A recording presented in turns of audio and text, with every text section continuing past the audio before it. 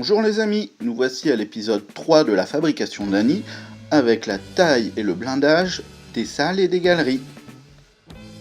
Pour cette étape, il nous faudra le bloc de béton cellulaire préalablement travaillé, le gabarit du nid que nous avons fait précédemment et le matériel nécessaire pour la taille de ce nid.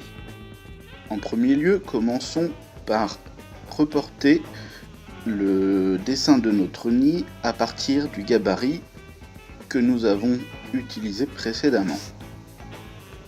Nous voici avec le dessin du nid sur le béton cellulaire.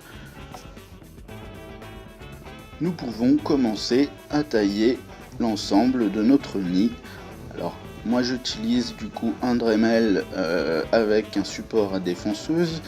Et pour la taille, j'utilise un embout en pierre qui sert normalement à poncer. Les particules de béton cellulaire ont tendance à effacer le dessin du nid, donc n'hésitez pas à redessiner régulièrement vos galeries et salles pour éviter de perdre le fil. Alors surtout, essayez d'être régulier et précis, prenez bien le temps. Essayez de garder la même profondeur partout, c'est pour ça que j'utilise ce support à défonceuse, ce qui permet d'être le plus régulier possible. Il vaut mieux effectuer un premier passage en prenant un peu de marge, quitte à retoucher ensuite avec des embouts plus précis, comme je le fais maintenant, afin que ça soit le plus propre et le plus agréable à l'œil. Voici, j'élargis un petit peu par endroit, je fais mes petites retouches.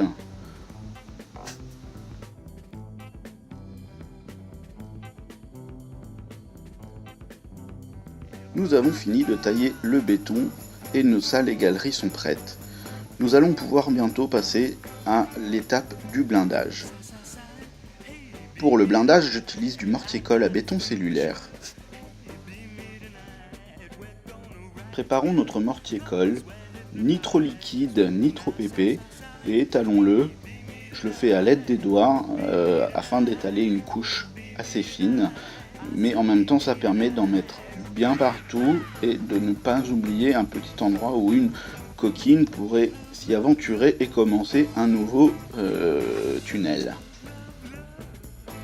Pour conclure cet épisode, nous allons fixer le réservoir d'humidification à l'aide de silicone transparent et du bloc de béton où nous avons taillé préalablement l'emplacement du réservoir.